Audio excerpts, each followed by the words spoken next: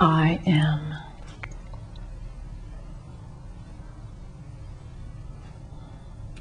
I, your I, exist. You know you exist.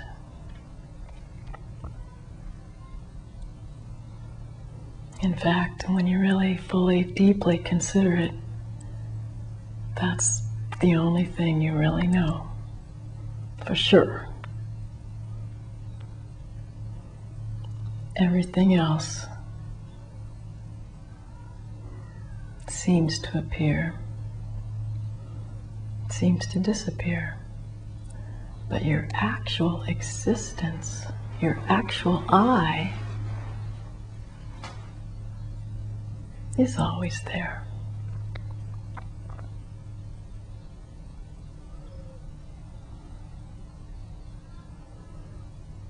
Self-realization or enlightenment is knowing deeply this existence. Because this existence, your existence, is all there is.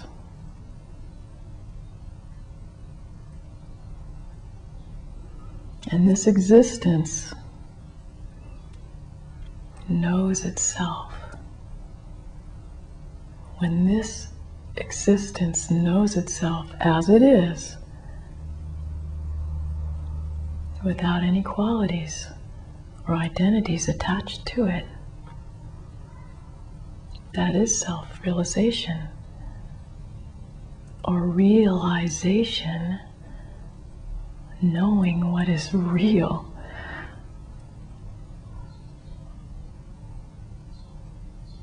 And what is real is eternal. Just as eternal as you know you exist, always.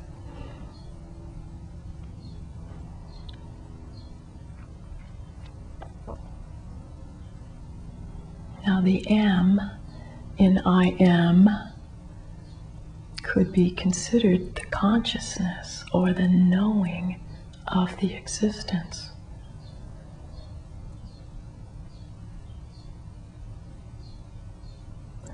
For self-realization, all you really need to know is the true and deep meaning of I am.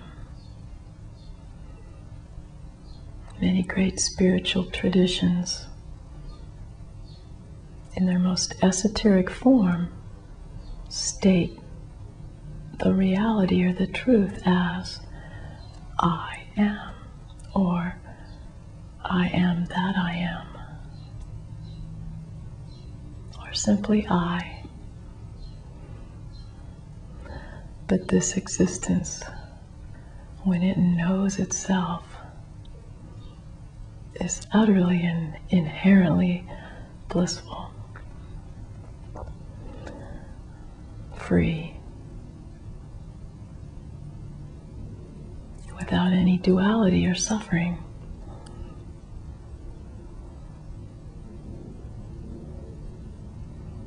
So if you find yourself as a person in a world, the purpose of that one is to know this reality of I.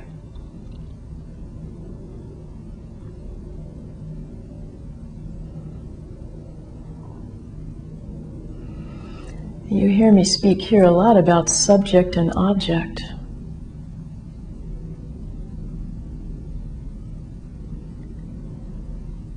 And that's because it's a key to understanding.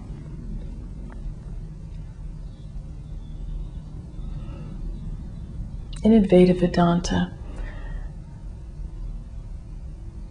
traditionally there's a teaching that says, eliminate all objects. Gaudapada, who is Shankara's guru's guru, had a yoga he called Asparsa Yoga. And it was the discipline of eliminating all objects from consciousness. Now, why would you want to do that? Only in order to know this I am as it is, free from thinking, free from objects. The whole purpose of your existence is to know yourself thus, not as a person in a world, not as any form whatsoever, but as this pure consciousness.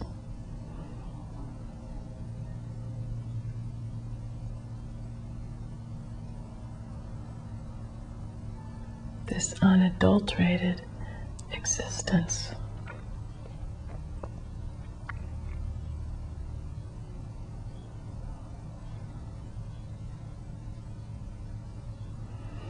So what developed in Advaita is a kind of a teaching called neti neti, or not this, not this.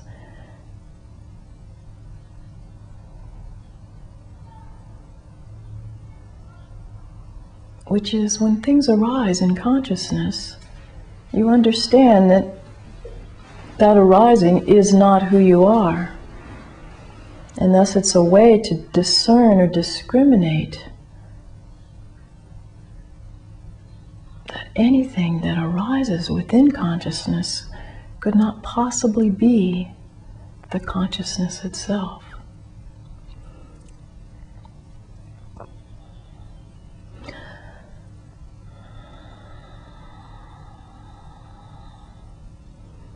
There's teachings that, especially in modern day, have you look at all arising, be aware of your thoughts.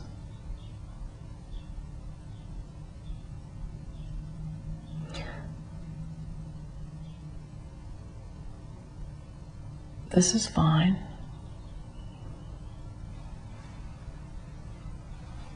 But eventually, you have to take your understanding deeper. Because as long as you're looking outward to the objects, be they thoughts, environments, even the object of your own sense of I, you still haven't known the truth, because there's still a line between subject and object. If you want to know the reality or know the truth by any means possible, you should eliminate the duality of subject and object.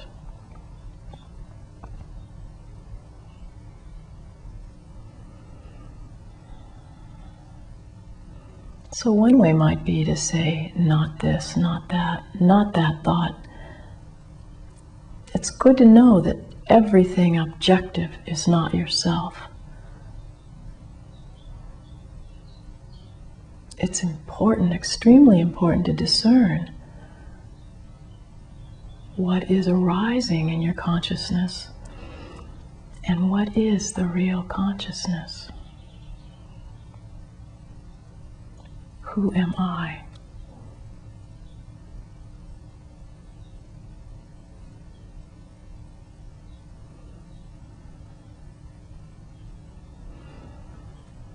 But you could say that this neti neti, or this looking at what is not the real consciousness, is a negative way, or seeing what's not you.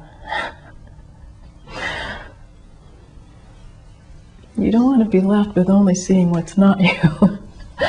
You have to know who I really is.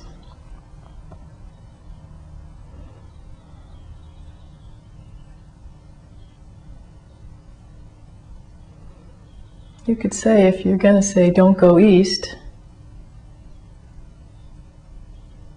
you always keep in mind, I'm not going to go east, I'm not going to go east. But another way to look at it is, go west. So Ramana Maharshi, he didn't put a lot of emphasis on looking at what you're not this, not that.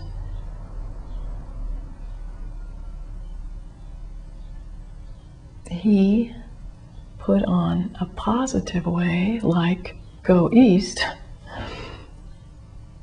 which is, who am I? In other words, instead of looking at the objects of attention as not yourself, his way, and what I proclaim is the more direct way, is to keep your attention with the subject. In such a way, all objects are eliminated. Some people find it extremely difficult path because it's too simple for them to understand. But if you catch the meaning, if you understand why it's useful and why it's direct, you can cut through a lot of bullshit really quickly and get straight to the real self.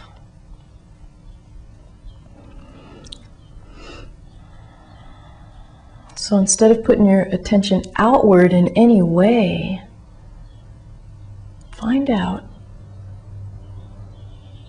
what is this attention?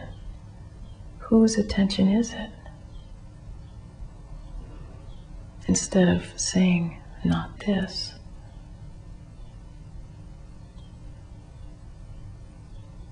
I.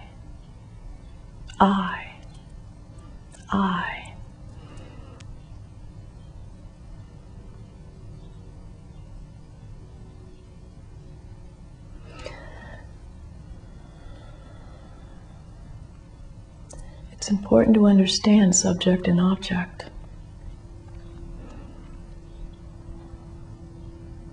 First of all, you should understand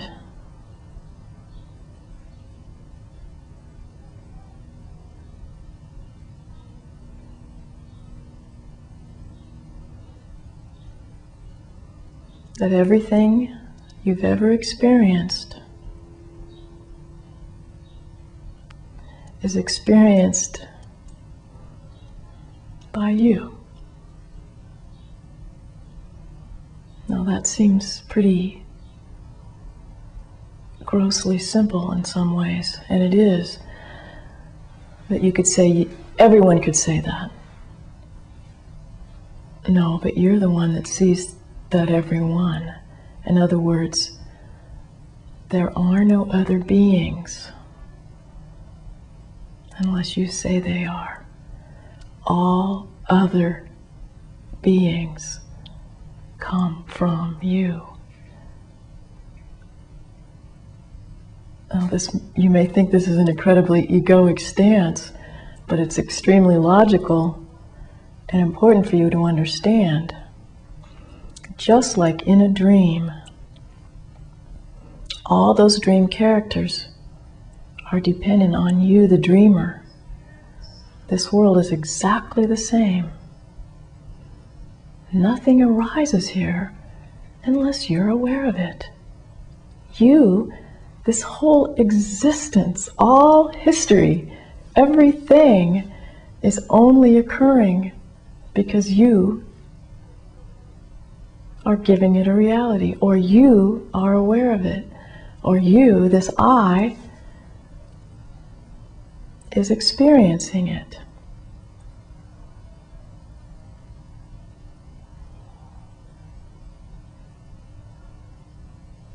Dwell on this until you understand it completely.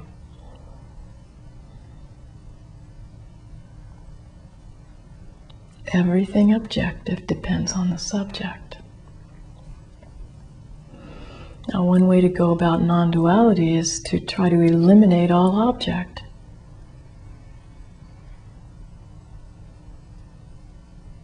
This is fine and good.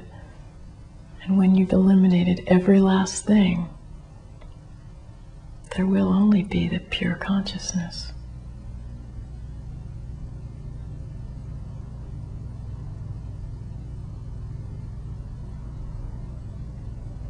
But make sure you don't keep your attention on object. If there's an object, there's a subject.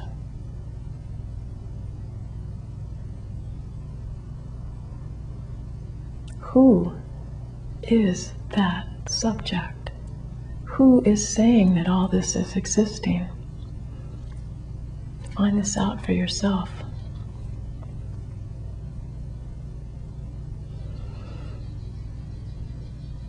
It is said that God, or the Self, or the divine existence, the great absolute, is the ultimate subject. In other words, there is no subject and object division. There's only I am.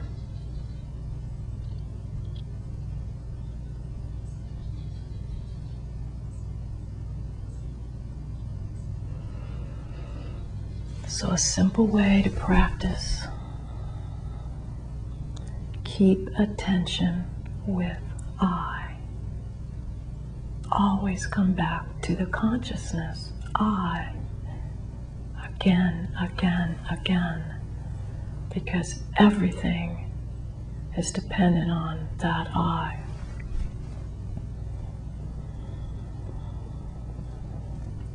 Now you might say, that seems like keeping attention on ego.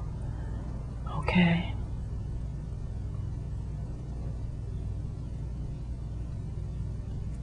That's good. Go ahead. What is that ego? Who is that I? Keep attention on I, and you're going to eliminate all object. And it's a much easier way to non-duality than putting attention on the West, and the West is not the way to go.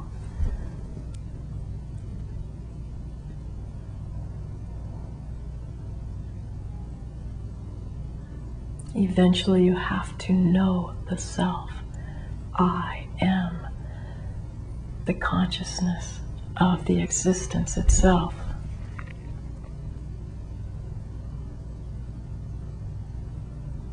Nothing else.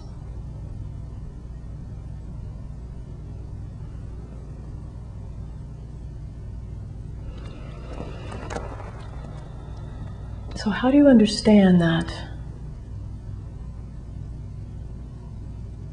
no one else exists unless I exist? In our way we call it the first person is I. There are no others unless there's an I. So you might call this practice keeping attention with the first person who's saying there's all these others. Instead of putting attention on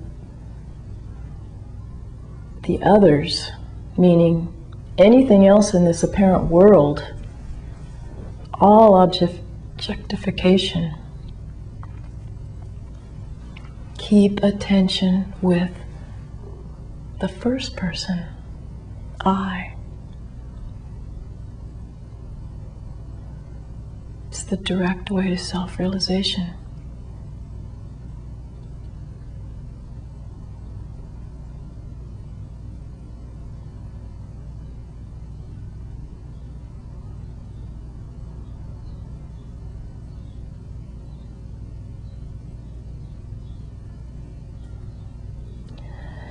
And it's an easy way to eliminate thoughts, because you're never really going to know yourself as you really are without qualities and identities when you're aware of thoughts, worlds, happenings,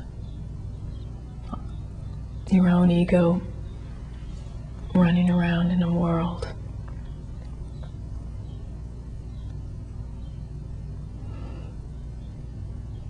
ego's nothing but an addition to that pure consciousness existence.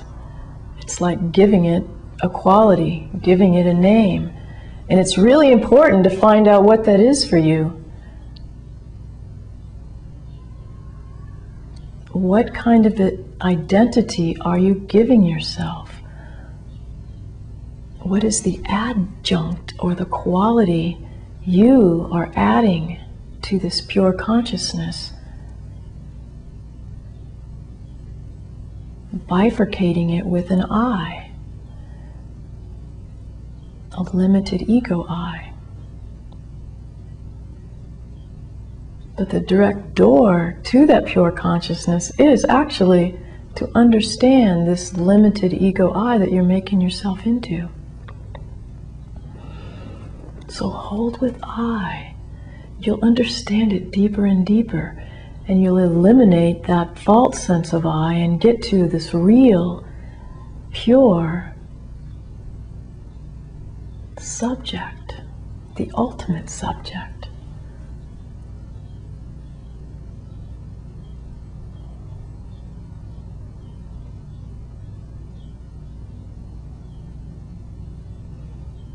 Go to the source of that ego I.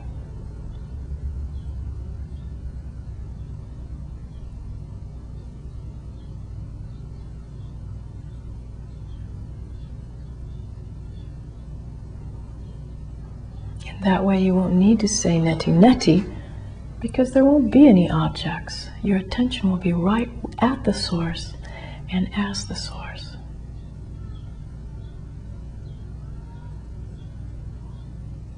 It's simple, it's profound.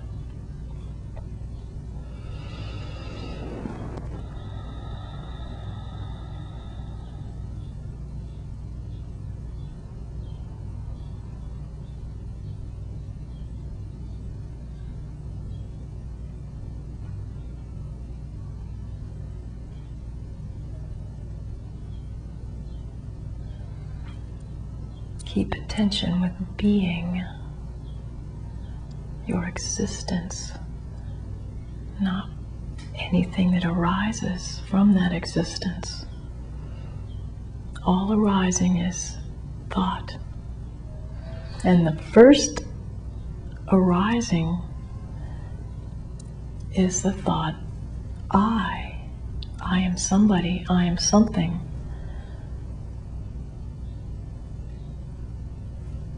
Whatever it is for you. This sense of a limited I arises before the second, third persons, or all else. See what I'm saying? The ego I is actually the first object. You may think it's your subject, but it's actually the first object from pure consciousness.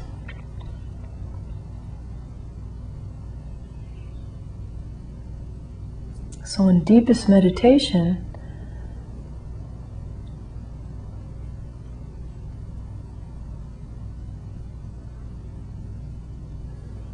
if you can, and you will, abide more and more as pure being.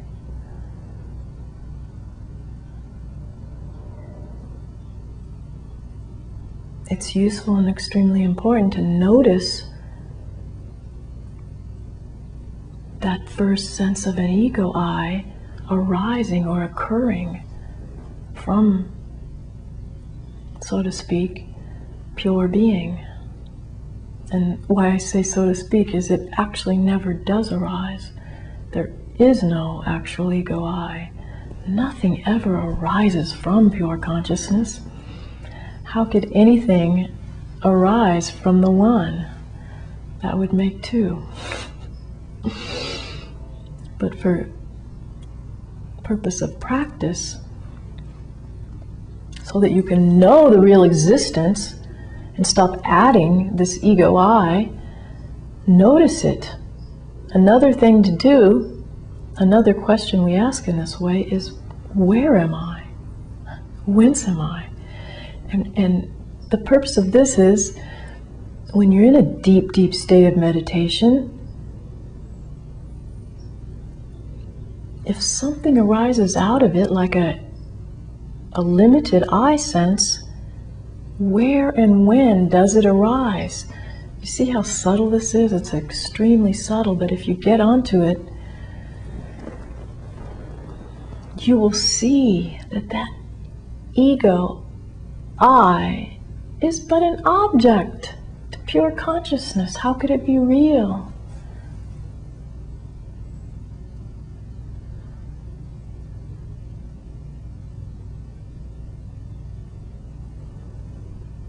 Find out for yourself where and when this so-called identity arises.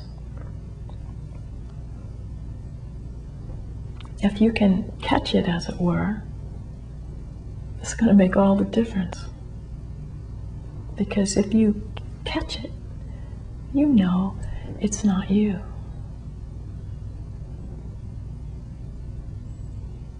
It never has been you, and it's not real.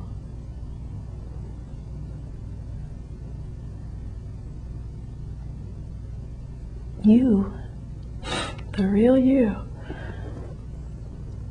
is identity-less and utterly free.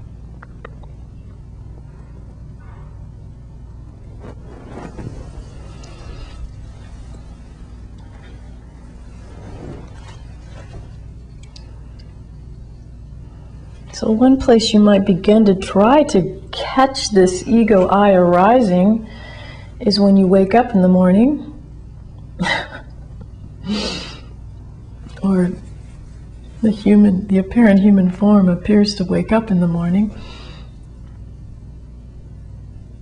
There's usually a second where there's not an identity. And then all of a sudden, you're a somebody in a world.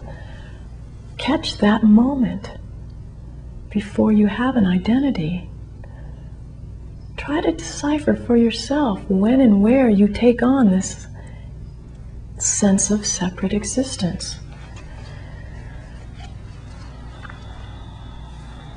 This is a great book by one of Maharshi's devotees named Sri Sadhu Om.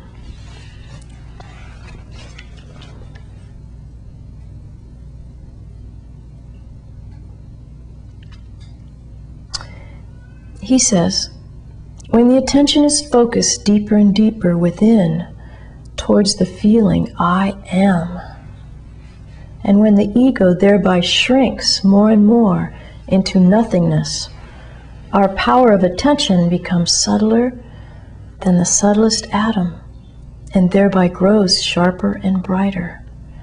Hence the strength of abidance in that pure existence. Will now be achieved to remain balanced between two states. In other words, he's talking about two states of consciousness, between sleeping and waking. You can really notice the existence without anything added. Whole states of consciousness are just thoughts. The whole dreaming state could be called an object of consciousness or a thought. So sometimes it's important to feel yourself in between these states, or in between two thoughts. What is that existence without anything added to it?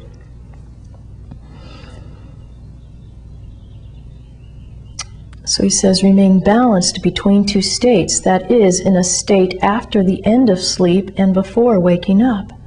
In other words, before being possessed by the first thought. Through this strength, the skill will now be gained by the aspirant to find out the adjunct, me, so-and-so, which comes and mixes to be a mere second person. In other words, you actually see this thing that you are taking yourself to be, what we call an ego, as an object. And you know it's not you if it's an object.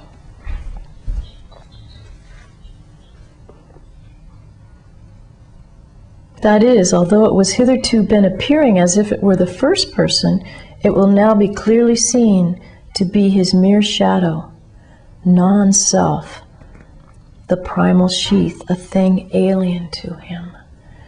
When you see your ego come and go, you know it's not you. This is what Janaka, the royal sage, meant when he said, I have found out the thief, the time of his coming, the time and place of the ego's rising, who has been ruining me all along. I will inflict the right punishment upon him.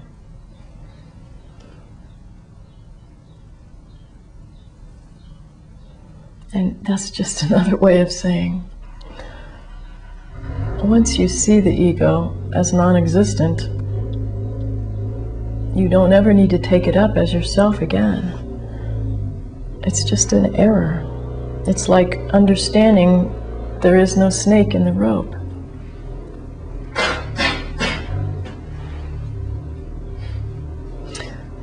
So he says, since the ego, which was acting till now as if it were the first person, is found to be a second person, alien to us, the right punishment is to destroy it at its very place of arising.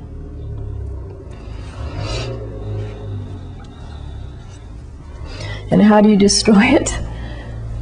You don't give attention to it. You keep attention with the real existence, the real I am, not this fake adjunct, this I am with qualities. I am a girl, I am a guy, I am this, I am that, I'm so-and-so, I am a name with a form. You destroy it by not giving it any attention. Keep attention with the existence.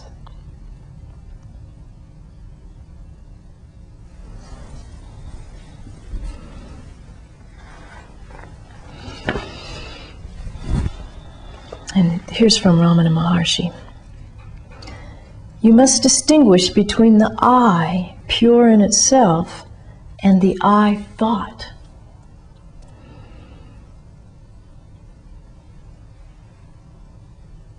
You can't be a thought. This ego I is a thought. You are not a thought. Your existence is not a thought.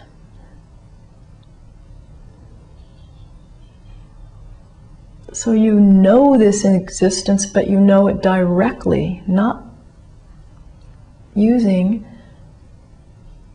thought. You know it directly, not as an object. All thoughts are objects, and you, the pure consciousness, are not an object. Distinguish between the I, pure in itself, this I of I am, and distinguish between that pure I and this I thought, this I that arises out of pure consciousness and thinks it's something. Just a thought. So the latter, which is the I thought, being merely a thought, sees subject and object, sleeps, wakes up, eats and thinks, dies and is reborn. But the pure I is the pure being, eternal existence, free from ignorance and thought illusion. If you stay as the I, your being alone, without thought, the I thought will disappear, and the delusion will vanish forever. Forever. This awakening isn't something that comes and goes. How could your existence come and go?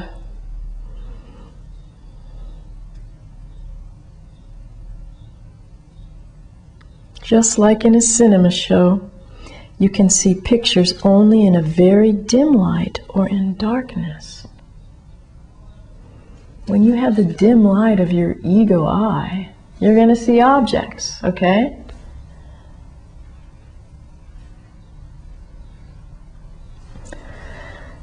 But when all the lights are switched on, the pictures disappear.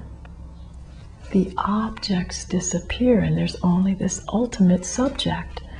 And this is why we call it brightness or bliss. This pure consciousness is bliss. So also in the floodlight of the Supreme Atman, all objects disappear.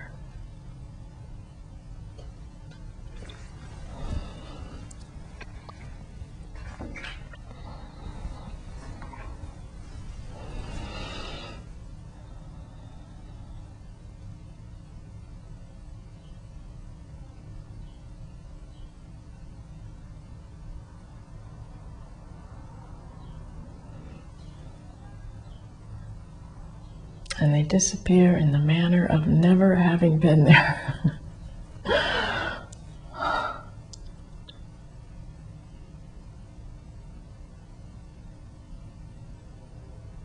There is no creation in your pure consciousness.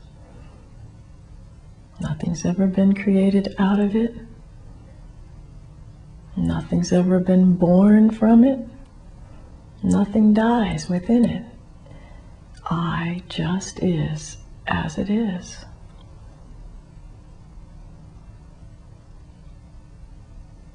I am. Existence, consciousness, bliss.